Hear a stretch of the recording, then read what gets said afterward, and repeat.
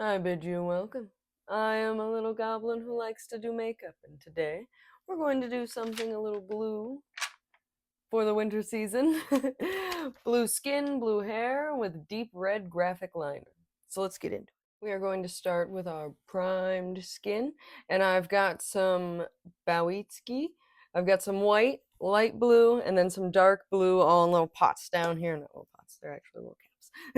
Little caps down here, and we are just going to apply like we would a foundation. I've got a little spatula here, and I kind of want it to go from light blue to dark blue, like radiating out. And I really like these paints, especially for like a beginner novice as myself is. It plays well with others in the sense that when I use it with other brands like Mayron that was gifted to me by a friend, it blends well together with them. It doesn't just kind of like push each other around or bunch up in different places. I quite enjoy these. They're cheap too, especially if you don't know what you're doing, like myself. I am going to leave some links for stuff down below in case you want to use any of the same products that I do. They will be down there. Alright, and I think I'm going to hit this with a sponge before I add in the dark blue. And I think I'm going to wait to do my neck and my chest and everything. Not entirely sure that I want to do them just yet, so we'll see how this comes out. Alright, now that we've been crusted and dusted, for setting powder, I like to use a colorless one so that it blends nicely in with it and you don't get like little brown patches in with the other colors, and it might create like icky mauves and stuff of that nature. So one of my choice ones and a favorite of mine is e.l.f. HD setting powder, which I would show to you, but I'm kind of using the top right now. So it's cheap, it's great, it's nice and light on the face. I'm going to take this Bowitzki red that I have all blended up over here. I put a little bit of water in it just to try and make it a little bit more liquidy. So we'll see how that goes. And I don't really want to map this out on my face because if I'm being honest, I kind of put off even doing this look for a few months because I was so obsessed with it needing to be absolutely perfect. And if I couldn't get it perfect on the first go, then I was like, well, what's the point of me even trying to do it?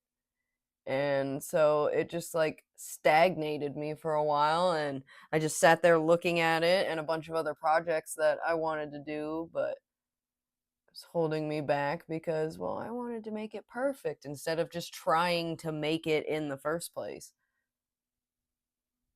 And so I am making an attempt to just do the thing.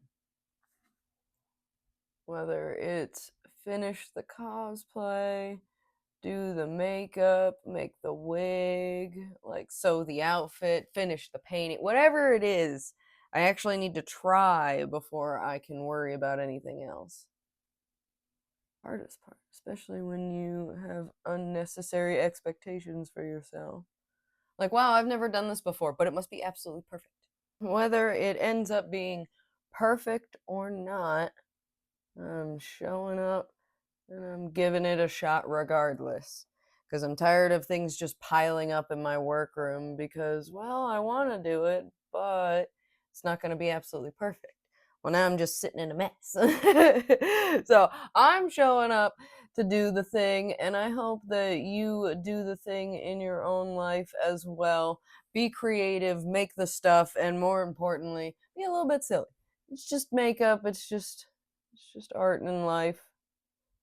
Remind yourself to have a little fun with it. At the end of the day, makeup washes off anyway, so I mean, why is it gotta be super serious? It should just be fun. I am absolutely loving this choice in red. I think it pops perfectly with this blue.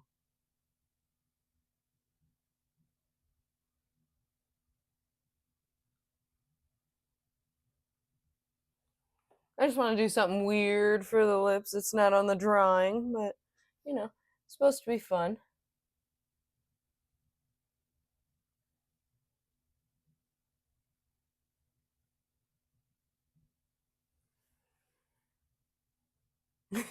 It looks like a funky little mustache. For the actual lipstick, I am going to use Cranberry Stilleto by Beauty Bakerie, and be careful with this lipstick because it is basically permanent once it's on there. It ain't moving for nothing. It'll survive the apocalypse. Like, it'll just be a pair of lips if nothing else, but it's great. It will come off with like makeup remover balm, but anything else, it's not budging. For the lashes, as I don't have my red lashes anymore, as I was careless and allowed them to be consumed by the house vacuum, so I'm going to take regular Sugarpill lashes with a little bit of red body paint. And I am going to just try and, just the tip here, just get the tips a little bit red. And then I will use on my actual eyelashes a little bit of mascara, and hopefully the nice mix of black and red will like add depth to them instead of just red.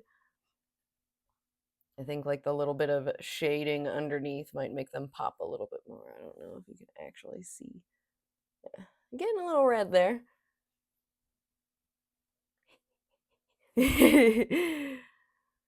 So I am going to paint both of these and get them on. I am going to do some final touch-ups here, finish with my lashes, and then I am going to go ahead and paint the rest of at least my top half here so I can show you the final look once I finish up. This is the final look, and it definitely came out a lot better than I was anticipating, and I'm kicking myself for taking so long to actually try the idea out and see how it came out. I love the little lashes, how the black kind of pops out and then meets with the red and everything. It looks very appealing to my eye, if you will. The only thing that keeps throwing me off is it looks almost 3D, so every now and again when I'm talking, it like kind of, messes with my eyes a little bit there, and I have to take a few seconds, so I'm sorry if I'm like staring at myself. Thanks for letting a little goblin ramble about, their perfectionism and how they're going to work on it. Please subscribe if you want to see more videos like this one. Like, comment, do all the things. But the most important things, stay well, stay hydrated, stay chaotic.